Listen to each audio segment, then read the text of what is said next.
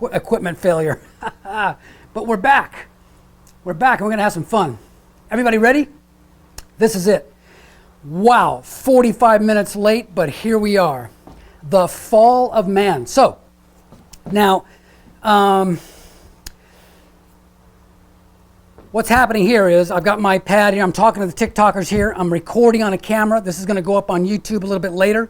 You will be able to see all my presentations on the Principal Project of San Diego. Look for John Kenny. Principal Project of San Diego. Thanks for the likes, Mike. You're my sole source of likes. Okay, so there it is. The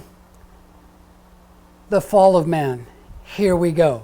Share it out. Oh my goodness. What is the state of the world today? The state of the world: confusion, despair, immorality, racism, war, blah, blah, blah. You can add to this list ad infinitum, all right? There's too many things wrong with the world to even list them, right? Many different ideas.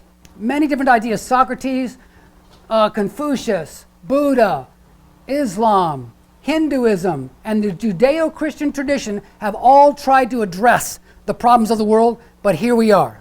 Now, there's a weird fascination with socialism and communism via Karl Marx.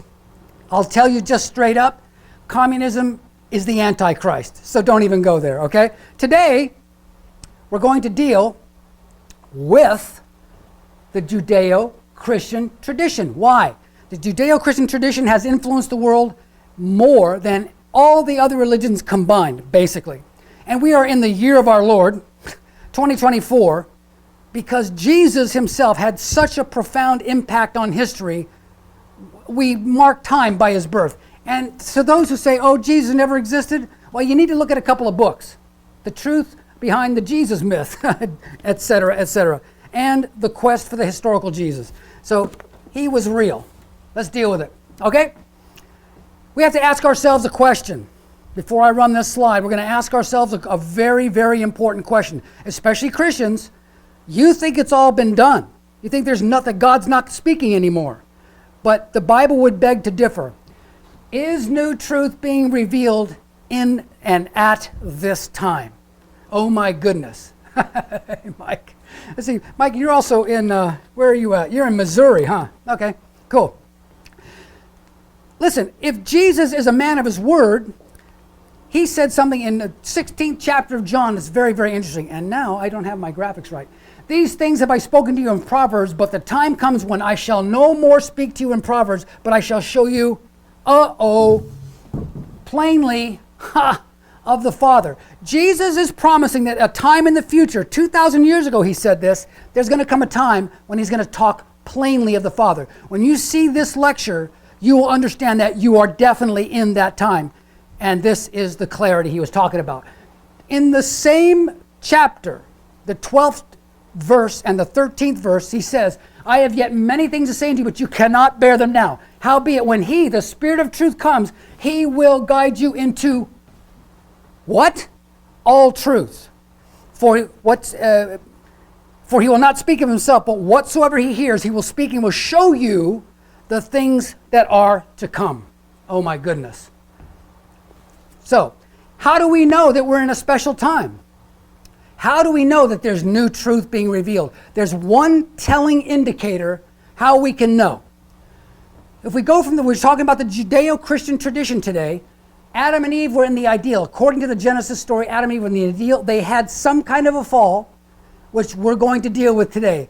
Many times when I'm doing the creation lecture, I always say they had a fall, which we'll explain at another time. Today, we're going to explain the fall, all right? So, 2,000 years after the fall, God sends Moses and the Ten Commandments and begins the Old Testament age. Judaism begins, centered on Abraham, Isaac, and Jacob, right? 2,000 years after that, Jesus comes with the New Testament Gospels, interestingly enough. Jesus says, I am the fulfillment of the law and the prophets. I am the fulfillment of the law and the prophets. And the law is fulfilled in these two. Love God, love your neighbor. The first 5 commandments are vertical between God and man. The second 5 are horizontal between people, right?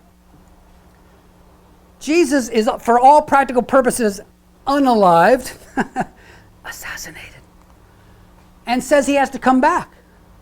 He has to come back. Which brings us to the second advent.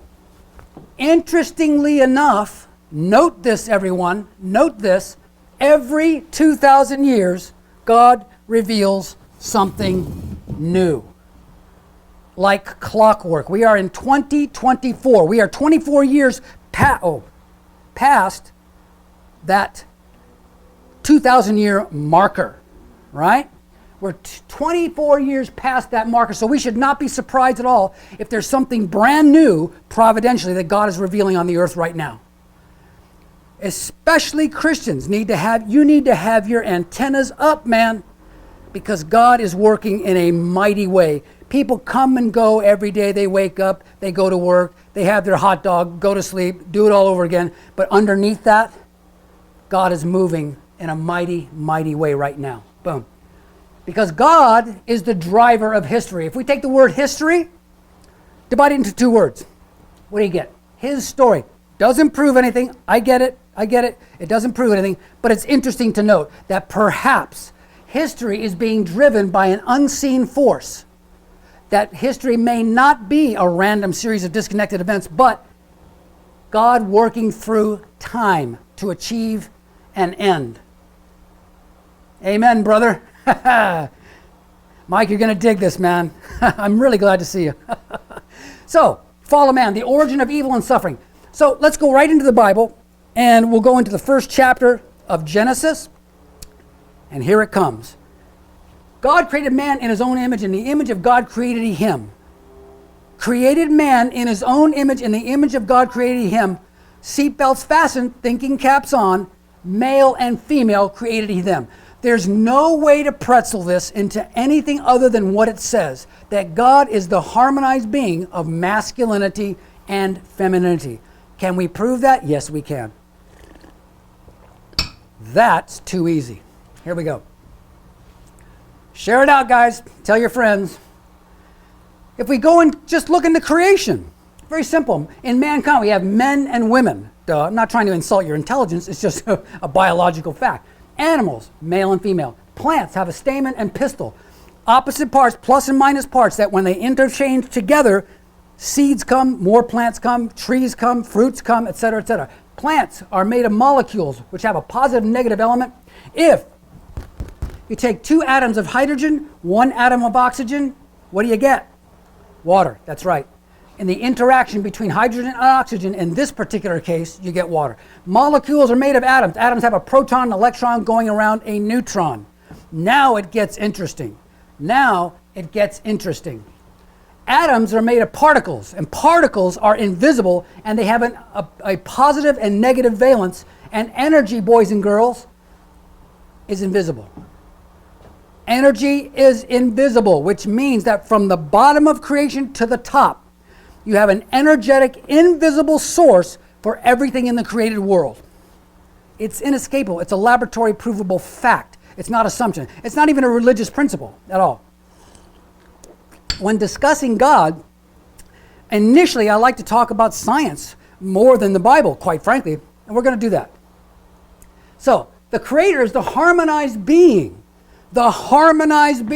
of everything that is positive, everything that is negative. When you plug in a device into the wall, what do you get? You engage plus and minus. For some reason, only then your appliance comes on. 2 positives, your toaster ain't going to work. Positive, negative, you're going to get toast, right? And God is the harmonized being of internal character, intellect, emotion, and will, or heart, and external form, or the created world. God has intellect, emotion, and will. Because we have intellect, emotion, and will, our Creator has intellect, emotion, and will. And the external world is the external form of God. Those atoms and molecules take form in visible matter. Okay? So, now, here's an interesting thing to think about. Instead of using the name God to describe this power in the universe, let's try another phrase. How about this? Universal prime force. Use the force, Luke. that universal force is universal, permeates the universe. It is prime. It is at the essence and the bottom rung of everything, and it's a force. As we go along, I'm looking at the chat over here because I can't see it on my pad. My pad's facing backwards. I'll try to respond. If you have questions or a good question or good comment, I'll address it as I can. But I want to get through this presentation, okay? So instead of compartmentalizing God, quote unquote, how about that God expresses itself, him, herself, in any one of 1,000 different ways? That would make a little more sense. That perhaps that God, like in China, people might be Confucian. In Africa, people may have tribal religions. In Western Europe, Christianity, Catholicism, different regions have different types of faiths. See? So it could be something to think about, that perhaps God, in order to reach everybody in the world, expresses himself in many, many different ways. And this is really important because this shows that we should not attack each other's religion. Don't do it. Be happy with what you have. If you want to share your religion, like I'm doing right now, I'm sharing my faith. I'm not forcing anyone to be here. If you're here of your own volition because you want to be here, right? And I'm going to present my case for the fall of man and how it happened, and you can weigh the evidence, yay or nay. You're a free moral agent. Let's press on. Interesting, St. Paul, even without the benefit of an electron microscope 2,000 years ago, made a very interesting observation, which firms up what I just said. For the invisible things of him from the creation of the world are clearly seen, being understood by the things that are made, even his eternal power and Godhead, so that they're without excuse. Paul is saying the invisible things of God from the creation of the world are clearly seen. What an amazing comment. He's saying the physical world is an expression of the invisible nature of the unseen God. So, back to our story. We're in Genesis. We're talking about Adam and Eve because we're going to address the fall of man today. But we got to get a couple of basics out of the way first. Is there a God, number one, and how does God work? In Genesis 1:27, it says that God created man in his image, male and female created he them. In the very next verse, God says, be fruitful, multiply, and have dominion. What could that possibly mean? Remember, you can see all this stuff, all my lives are recorded and put on YouTube. The Principal Project of San Diego, look for John Kenny. Boom. Now, Malachi 3:6 says, I am the Lord thy God, I change not. If God said, be fruitful, multiply, and have dominion at the dawn of mankind, at the dawn of history, it could be that applies to us today. These are probably the most important words that ever came out of God's mouth. All right? Back to our story. So we need to understand, what does it mean to be fruitful, multiply, and have dominion? Let's deal with the first one, being fruitful. What does that mean? You've never heard this before. The Christian church is not teaching this because they don't know what it means. They don't know what it means. It's being revealed. Jesus said, I'm going to make it very plain. I will tell you plainly of the Father. This is that time. Here it comes. Gold Peak Tea. Wow, I wish they were an advertiser. So, centered on God, God's every hope was that Adam and Eve would center their mind and their body. Remember, God gives man, Genesis 2:17, the commandment, don't eat the fruit of the tree of the knowledge of good and evil. Why? Because while Adam and Eve are growing, they have to have some skin in the game. They've got to be able to say at the end of the day, God, we did it. We resisted the temptation. We've become perfected. We are your son and daughter. Boom. But on the way to that, they have to have some skin in the game. God is hoping that with their mind, they'll obey that commandment. Don't eat the fruit. It's like when you have children. You tell your kids, don't stick the fork in the electric socket. It's not because you don't want them to have fun. They think it's fun to put the fork in the electrical socket, right? But we know, no, you'll get hurt. And the kid usually gets upset. No, I want to stick the fork in the socket. But you know as a parent, no, Junior, you can't do that, right? Same thing with men. Adam and Eve have to resist this temptation to eat that fruit, whatever it is, and we're going to talk about it. We're going to describe it in excruciating detail. God is hoping that Adam and Eve will unite their mind and body centered on God and become a perfected individual. Why is it that Jesus Christ could walk on water, heal the sick, raise the dead, multiply food, forgive sin, etc., etc., etc.? Because Jesus, as far as we know, was the only one to ever do this. The only one that anybody's ever claimed. Nobody claimed that Muhammad did this. Nobody claimed that Buddha did this. Nobody claimed that Socrates did this. Nobody claimed that George Washington did this. But as far as we know, Jesus Christ actually united his mind and body. The Bible says he was tempted in all points, but resisted sin. He was tempted with sex. He was tempted with money. He was tempted with power. He was tempted with food. But he resisted all of that and accomplished this first blessing to be fruitful. Okay, we ready? Let's start identifying the characters in the fall story. Seatbelts fastened, thinking caps on. There are 7 characters in the fall of man story that we have to identify in order to pull this story apart to understand. And really we have to think. To figure out what is wrong with the world, we have to do some surgery. To figure out where your cancer is, where the problem is in your body, we have to do exploratory surgery. We got to do a CAT scan. We got to do an X-ray. We got to do whatever number of examinations to find out what the problem is. That's what we're going to do right now. We're going to pull this story apart, piece by piece, and we'll find out exactly how did the world get as screwy as it is today. Here's our biblical view of the root of sin, Genesis 3. We have first and foremost the Garden of Eden. Here's our first character, the Garden of Eden. 2, we have Adam. 3, we have Eve. 4, we have some kind of a serpent. Boom. 5, we got a tree of life. 6, we got a tree of the knowledge of good and evil. And 7, last but not least, there is a fruit of the tree of the knowledge of good and evil. Show of hands. How many think it's an apple? Wasn't. There's no mention of an apple. People always talk about Adam and Eve ate the apple. There's no mention of an apple. It is an unnamed fruit on a symbolic tree. And we're going to prove that in just a few minutes. Now, this is really important to remember.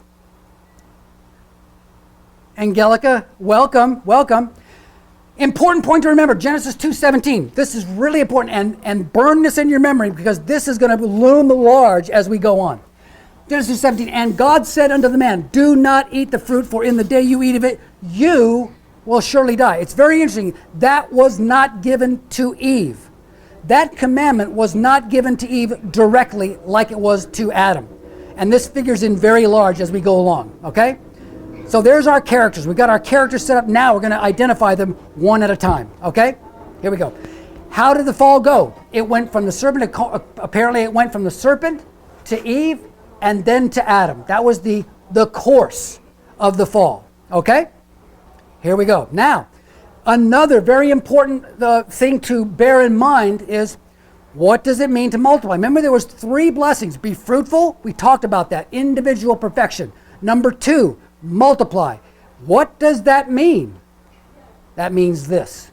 God's hope was that Adam and Eve, after they had perfected themselves individually, together would reproduce perfected children. It only makes sense. It's logical, right?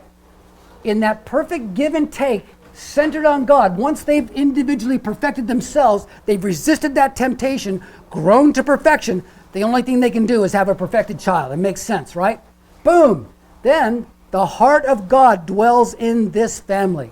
The man and the woman love God. God loves the man and the woman. The child loves God. The child loves mom and dad. The child sees God in mom and dad. The child sees the visible image of God in mother and father. They have achieved perfection, so the full love of God, the full creativity of God, the full power power of God comes to that child. That's what God wanted for every single person on earth. But beginning with Adam and Eve. Beginning with Adam and Eve. They are the prototype. Once they get it right, then everybody else can get it right. But just like when you mass produce cars, Maria, please. When you mass produce any kind of a product, a plane, a car, a TV, whatever, you have a prototype first, and then you model everything after that once you have your prototype. This is what God is hoping for Adam and Eve. They need to get it right first. Then it's very easy for everybody else to get it right. And then what happens logically after this? They become perfected family, right? Perfected family. Then perfected society, nation, and ultimately perfected mankind. This is really important. This is logic 101, I would say, right? Logic 101. Now, important to note, very important to know, Adam and Eve are born without sin, but they're not born perfect. See, people think that Adam and Eve were born perfect. If they were born perfect, they would not have fallen. They could not have fallen, right? They were born with the potential for perfection. The potential, but they have a responsibility. They've got to go through 3 stages of growth. Adam and Eve are here. They begin here spiritually, right? In what's called the indirect dominion. This is a place where they have responsibility. They've got to do something. They've got to have some skin in the game. And that's why God says, do not eat the fruit. While you're here, you need to have some skin in the game. You got to be able to say and have the pride of knowing when you finally achieve perfection, God, we did it. We obeyed your commandment. We loved you before we loved anything else. And then God says, yes, you did. Now it's time to multiply. They cannot multiply until they are perfected. One of the biggest problems in society is children having children. Huge problem. Huge problem. Share the live. Tap the screen, share the live, everybody. Boom. I told you this was going to be intense. So once they hit this top stage of growth, obeying that commandment, they grow the rest of the way to perfection. Then they fulfill the purpose of creation. Be fruitful, multiply, have dominion. Boom. Then up here, then they unite with God and they begin to have children and they create a family, right? Okay, that makes sense? Everybody tracking? Everybody tracking with that? Share the live, tap screen. Now we're going to identify the serpent. This is really important. Pay attention to this. You might want to take notes on this one. What's the identity of the serpent? Let me make sure my camera's on here. Yep. Okay, very good. Who is the serpent? Now, atheists, you're going to love this. One of the biggest complaints I hear from atheists is, yeah, there was some talking snake in the garden, man. You're exactly correct. There was not a talking snake in the garden. It's symbolic, and I'm going to show you why. This snake, according to Genesis 3:1, could talk. This snake could talk. This snake knew God's will. This snake deceived Eve. Now it gets interesting. Here we go. Now we're going to start IDing this guy. Revelation 12:9 says, the ancient serpent, the devil and Satan. Let's go back to that. Let's dwell on that a little bit. The ancient serpent. Now, the Revelation was written in 90 to 95 AD on the Isle of Patmos, right? This is about 70, 60 years after the death of Christ, right? So he's talking about an ancient serpent. So now we're talking 4,000 years from the fall of man. He's talking about the Genesis story. The Genesis story, the devil and Satan. So this serpent is actually the devil and Satan. He's thrown down from heaven. Important point. That means that he was a celestial being of goodness and was thrown down out of heaven, right? So he was created originally with a good purpose. Now it assigns gender. The plot thickens, right? He and his angels were thrown down with him. In other words, he's a leader of angels. He has angels that are loyal to him. So, ancient serpent, he's the devil and Satan.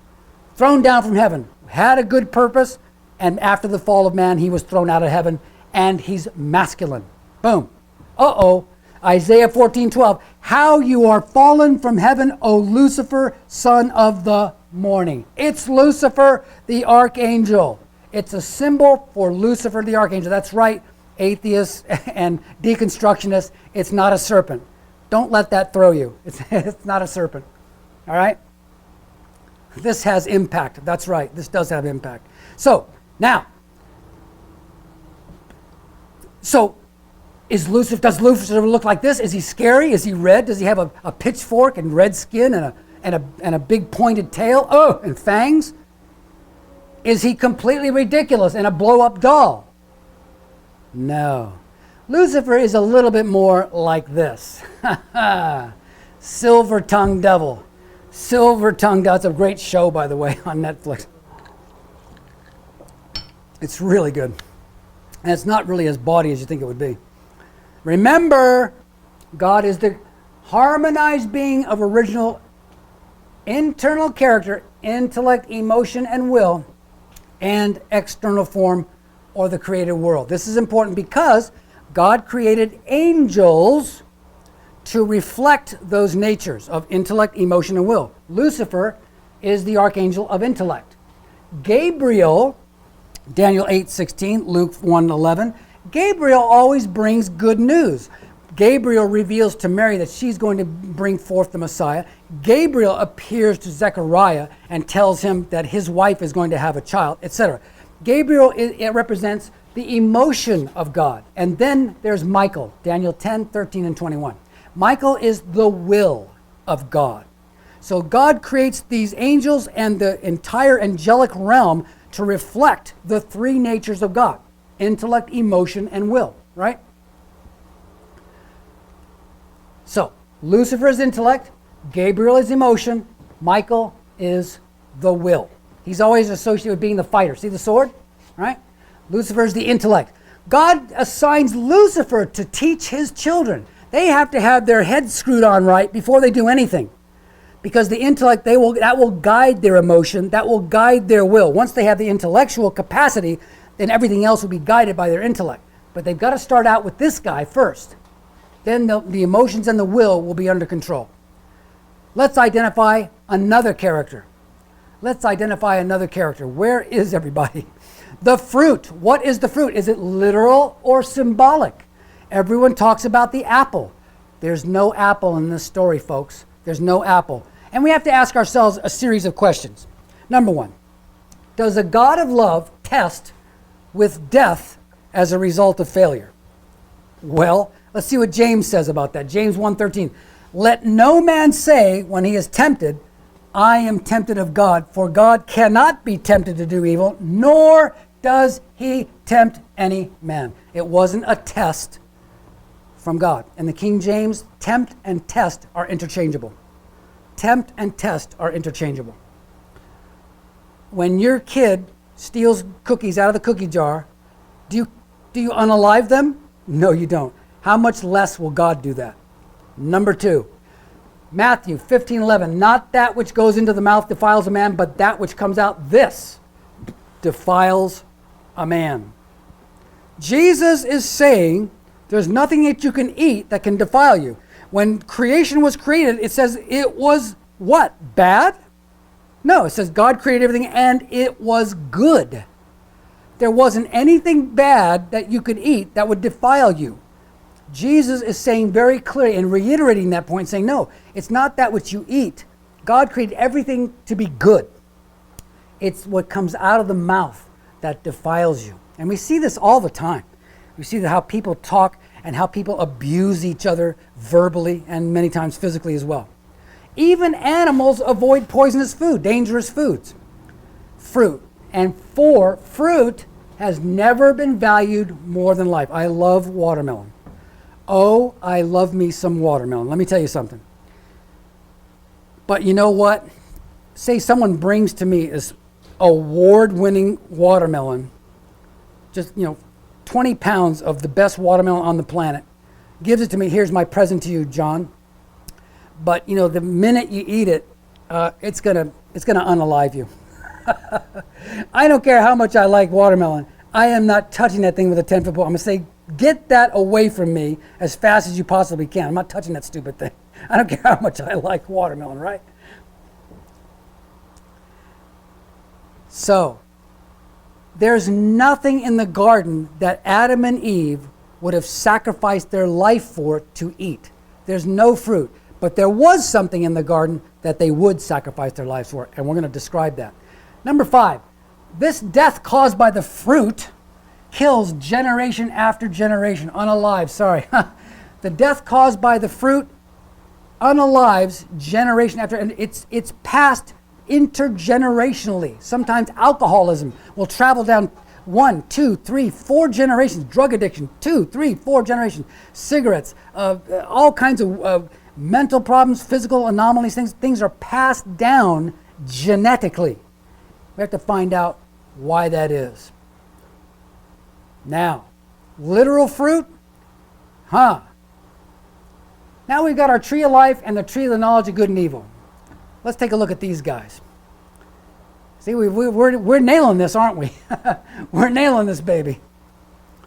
Proverbs 13:12, hope deferred makes the heart sick, but a desire fulfilled is a tree of life.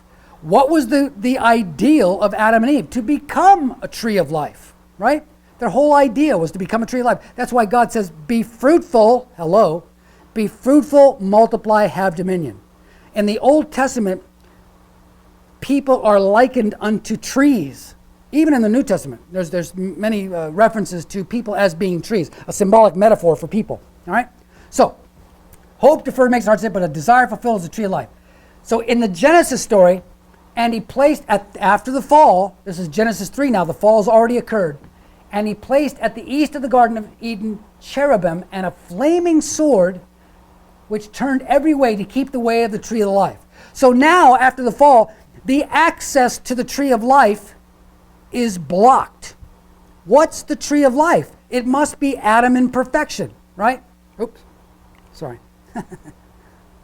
Let's keep going here.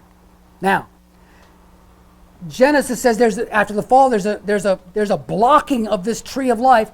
In Revelation now, at the very end of the Bible, in the 22nd chapter, blessed are they that wash their robes, that they might have the right to the tree of life. Somehow, at the end of time, access to the tree of life is opened up once again. So the tree of life must be something very, very desirable for people. It's actually Adam and Eve in perfection. Adam's potential is to become a person who fulfills the ideal of creation. God wanted them to be fruitful, multiply, have dominion. In other words, to become perfected. So the story is not about trees, but about the first human ancestors. It's Adam and Eve. The tree of life is Adam. The tree of the knowledge of good and evil is Eve. Not a literal fruit. Not a literal fruit. We still have to identify the fruit. We know that it's not literal. There's something else. It represents something else. And it is on the tree of the knowledge of good and evil. And Eve is the tree of the knowledge of good and evil. So that fruit has something to do with her. And she was tempted by Lucifer first. So it's actually Adam and Eve. The tree of life and the tree of knowledge of good and evil are Adam and Eve. Now, what's the course and motivation of the fall? Here's how it went. Now, the scripture says there's a natural body and there is a spiritual body. 1 Corinthians 15:44. Everybody has a natural, oops, I just hit my mic. We have a natural body, a physical body, and we have a spiritual body. So, Lucifer is a spiritual being. He only has a spiritual body. He does not have a physical body. Eve has a spirit and a physical body. Adam has a spirit and a physical body, right? So here's Lucifer. Here's the course and motivation. Lucifer seduces Eve. Eve seduces Adam. First, Lucifer seduces Eve spiritually, and then Eve seduces Adam physically. So spiritually and physically, once she does that, they both fall in both regards, both spiritually and physically. All right? Remember, you can see this later on in all my other lives. Principal project of San Diego, look for John Kenny, all right? Here we go. Let's analyze the spiritual fall. How did this happen? Here's God. God creates Lucifer apparently long before people ever came. God is preparing the atmosphere for his children to come. So, Lucifer's the archangel. Gabriel. Remember we said these guys represent the intellect, emotion, and will of God. The intellect, emotion, and will of God. But Lucifer is in charge of raising the children. This is a really important point. So what happened? Lucifer's here enjoying the love of God, helping God create. Who knows? We don't know. Nobody was there, right? But here comes Adam and Eve. Here comes Adam and Eve. What could possibly be happening here? This is really interesting. When we analyze and pull this story apart, what's happening here now is sibling rivalry. Remember, Lucifer is not perfect. Adam is not perfect. Eve is not perfect. All three of these characters are not in a perfected state. They're in a state of sinlessness on the way to perfection, provided they fulfill God's commandment to not eat the fruit. Important point. Important point. So, what's happening here?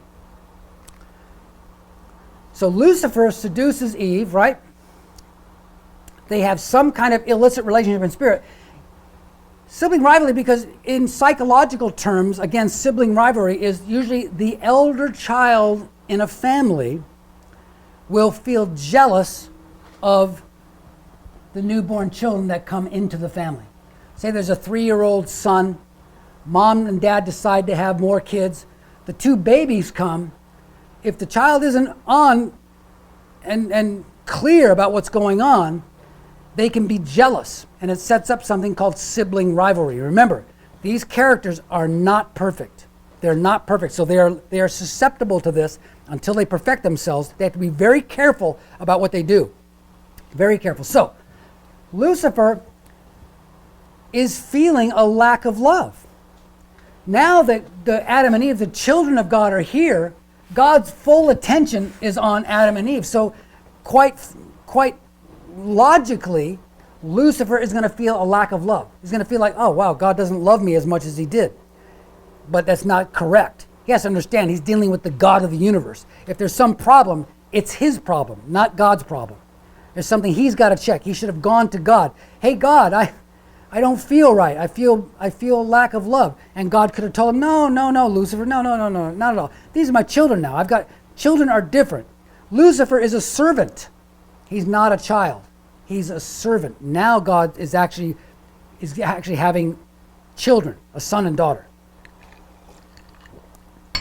Let's say you have in England, let's say you have like Downton Abbey, right? You have the aristocracy upstairs and you have the help below. Right? You love the help. They're almost like family, but not quite. They're still the help. And they still have to refer to the leader of the house, your lordship, your ladyship, etc. The lord and lady of the house. So same thing applies here. So here's what's happening. Remember, Lucifer, Revelation 12:9 assigns Lucifer a masculine gender. Adam has a masculine gender. Eve is a feminine gender.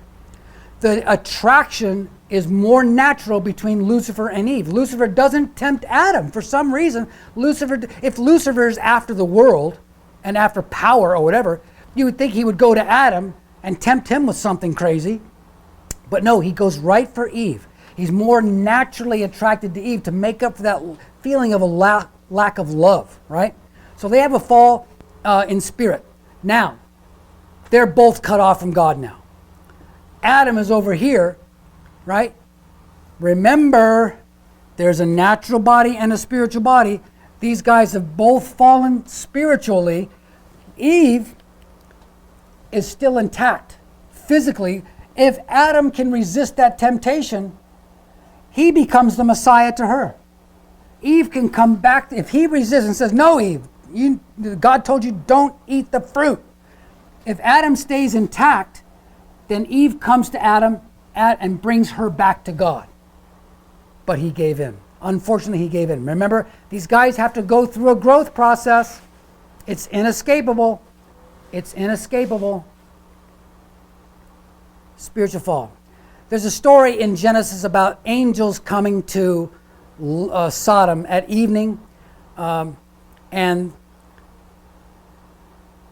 Lot seeing them rose. This is an example of how in the old days, in the Old Testament days, that angels could visit and appear to be like actual people. There came two angels of Sodom at evening, and Lot seeing them rose up to meet them, and he bowed himself with his face toward the ground and said, "Behold now, my lords, turn in, I pray, into your servant's house, and tarry all night. Wash your feet, you'll rise up early and go on your way." They said, "Nay, no, we don't want to do that. We want to abide in the street all night." These angels come to his house, they want to hang out in the street all night. And he pressed upon them greatly. Lot tells them, no, come in my house and just rest and take it easy, because he knows there's nothing good happens after midnight, as they say. And they turned into him and entered his house. Ultimately they agreed to come in, and he made them a feast and baked unleavened bread, and they did eat. But before they lay down, the men of the city begin to surround the house. This is Sodom now. This is where we get that word. If you take Sodom and put a Y on the end of it, I probably can't say it here. I'll get thrown off more than likely. But that's where it comes from. The men come around and they see these guys. But before they laid, the men of the city, they compassed the house and said, from every quarter, and they called unto Lot and said, "Hey, where are the men which came into thee this night? Bring them out unto us that we may know them." To know them. What does that mean? In the Old Testament parlance, to know someone is to have a sexual relationship. To know, in biblical terms, means a sexual relationship. Genesis 4:1, Adam knew his wife and bore a son, Cain. Genesis 4:17, Adam knew his wife again, and she bore him a son, Abel. Knowledge was equated with sexuality. Matthew 1:24 and 5. Joseph, being raised from sleep, did as the angel of the Lord had bidden him, and took unto him his wife, and knew her not until she had brought forth her firstborn son, and called his name Jesus. He'd had no knowledge of Mary before Jesus was born. In other words, had a sexual relationship with her. So it's important to understand the word to know, or to have knowledge of somebody, was to have a sexual relationship with them in the Old Testament parlance. So, spiritual fall is already done now. Now we got to get to the physical fall. Adam and Eve, Lucifer and Eve have already fallen spiritually. Lucifer has seduced Eve spiritually. Eve is still redeemable. Based on what Adam does, Eve is still redeemable. Here's Adam. But what happens? Bam. He gives in. They have an illicit relationship in body and spirit. Something happens between them now. Lucifer and Eve have already done it. Now Adam and Eve have fallen. Boom. Everybody's cut off. Now everybody's cut off from God. We go back to our story in Sodom. The angels come to Lot's house. The whole town surrounds the house. They want to have sex with these angels. And then Lot went out at the door and shut the door after him and said, "I pray you, brethren, do not do so wickedly." They want to do something wicked with those angels.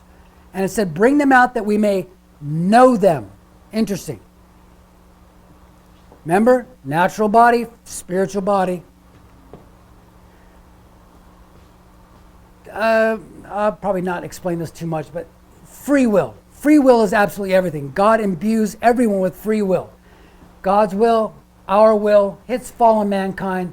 If we fulfill God's will, good things happen. If we don't, bad things happen. God knows all the possible choices we might make and is prepared for each and every one. But our choices are not predetermined. We are free moral agents. You can do something really bad. You can go rob a bank right now. God's not going to stop you, because you have a responsibility as a free moral agent to do the right thing, right? So, where does that leave us here? With all of this identification, what actually happened at the fall of man, and why are we in the bind that we're in now. What was the angel's sin? The Bible is very clear about what the angel's sin. Thinking caps on, seatbelts fastened, here it comes. Here it comes. Jude 1, 6, and 7. And the angels which kept not their first estate, even as Sodom and Gomorrah and the cities about them, in like manner, giving themselves over to fornication and going after strange flesh. It's intimating that angels were able to go after strange flesh in an act of fornication. Interesting. So there's your angel's sin. The sin of the angel is an illicit sexual relationship. Lucifer seduces Eve spiritually and sexually. Remember, Eve has a spiritual body. The angel seduces her emotionally and spiritually to come to his side. What's the human sin, therefore? It involves sexual parts. Genesis 3, 6 and 7. She took of the fruit and did eat, gave also unto her husband. This is symbolic metaphor for having an illicit sexual relationship. They're not blessed by God yet. God said, be fruitful, multiply, and have dominion. In that order. Didn't say multiply, then be fruitful, and then have dominion. He said, be fruitful, grow to perfection first, then you multiply, and then you have dominion. She took of the fruit, and he did eat. The eyes of them were open, and they knew they were naked, and they sewed fig leaves together and made themselves aprons. What in the world? If they're eating a fruit, why are they making aprons? What do you do with an apron? You cover your lower parts. You cover down there. If they were eating a literal fruit, there would be some record of them spitting the fruit out, throwing the fruit away, hiding the fruit behind them, something to do with the fruit. But the first thing they do, they suddenly realize they're naked and they cover the lower parts. That tells you they're sinning through their lower parts. Job 31:33, I covered my sin as Adam did by hiding my iniquity in my bosom. Adam and Eve are hiding the instrument through which they sinned. Very simple. Crime of the first human ancestors, illicit sexual relationship outside the blessing of God. God didn't tell them to have that relationship. They decided on their own to multiply. They need to go to God first. God, should we multiply now? Are we ready? God would have looked at his watch. You guys need a little more cooking. Come back in 6 months. Whatever. But God should have blessed that second blessing. Now you have my permission to multiply. What's the evidence that they should not have had that relationship? The firstborn son, Cain, unalived the secondborn son. If Adam and Eve would have perfected themselves, that could have never, ever happened. It would have been impossible. Cain felt the same lack of love that Lucifer felt at the fall of man. God is trying to restore first and secondborn all through history. Tree reproduces by its fruit. That fruit hung on the tree of the knowledge of good and evil, interestingly enough. They were ashamed of their nakedness only after the fall. Before the fall, they're just fine. Yeah, we're naked, so what? After the fall, whoa, whoa. And then God comes to them and says, who told you you were naked? What's the problem here? Because they had sinned through their lower parts. Check this out. Proverbs 30:20. The way of the adulterer is this. She eats, wipes her mouth, and says she has done no wickedness. Eating is equated with sexuality in the Old Testament. To eat is equated with sexuality. To know someone is sexuality. The tree of the knowledge of good and evil. Get it? See where we're going here? Hi, Chaika. I didn't know you were there. I'm sorry. How long you been in, Chaika? I got a real bad start. I had a equipment malfunction, and I couldn't get going till about, oh boy, almost 1. Okay. Gosh, you missed all the goodies. Sorry. Basically, the fall was sexual between Adam and Eve. Jesus implies a genetic connection to the devil. You are of your father the devil, Jesus said in John 8:48. My goodness, he's implying a genetic connection. We've already seen that the whole fall of man was Adam and Eve. They were supposed to be fruitful, multiply, and have dominion. That in order, be fruitful, grow to perfection first, multiply. Once they're perfected, then they have children. The problem was they were not perfected when they had children. The evidence of that is Cain unaliving Abel, right? Literal fruit? No. It's a symbol for the sexual love of Eve. The fruit is the sexual, remember that fruit is hanging on the tree of the knowledge of good and evil, and the tree of the knowledge of good and evil is a symbolic metaphor for Eve. Adam is a tree of life, Eve is the tree of the knowledge of good and evil. The fruit is on the tree of the knowledge of good and evil, it's her sexuality. It's a symbol for the sexual love of Eve. So, how could this happen? How could this possibly happen? The God of the universe is overseeing this scenario, but it's free will, man. It's free will. God imbues everyone with free will. To God, the most precious thing in the universe is free will. God wants people to love him spontaneously because they want to. You want your children to love you because they want to love you. You don't want to force them to do that. Nobody does. No parents, love me, Junior, or else. Nobody wants, even God doesn't want that. God wants a natural, organic, spontaneous relationship with us. So, important slide, here it comes. Here it comes. The force of principle, or the law, right, is less than the force of love. God made the force of love the strongest force in the universe. The force of love, the only thing that could get Adam and Eve off their track of growth wasn't an apple. The Genesis story says nothing about a specific fruit. It's not a grapefruit, it's not a banana, it's not grapes, it's love. God made the force of love stronger than the force of principle, right? But the force of principle, or the law, plus the commandment, don't eat, do not eat, the force of principle plus the commandment is greater than the force of love. While Adam and Eve are growing to perfection, being fruitful, Genesis 1:28, if they obey that commandment, they will stay on the track. They'll become perfected, and then they multiply. There you have it. There you have it. The force of principle plus the commandment. That's why God gives a commandment, to make sure that while they're growing, they don't fall off the track. Just like we were talking about before.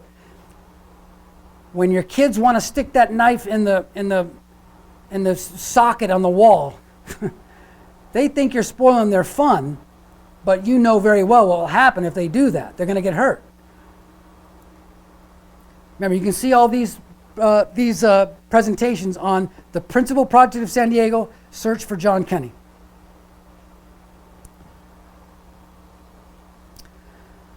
So we're not the only ones to think that the sexuality is a problem.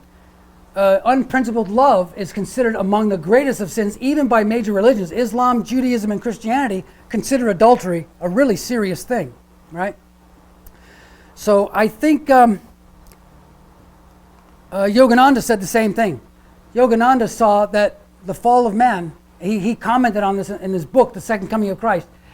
He saw this himself, that it was actually the misuse of love was the cause of sin in the world.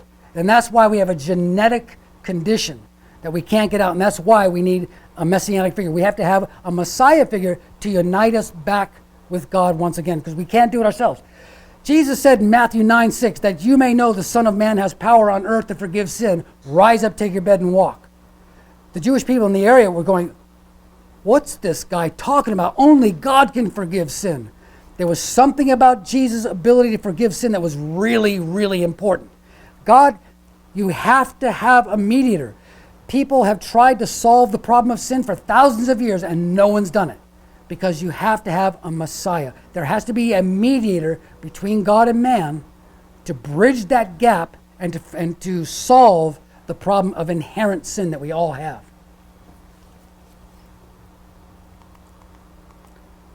I think we'll leave it right there. We'll leave that right there. And we'll go like this. And there you have it. That's it. Okay, so I'm going to turn off my camera and I'll be right back.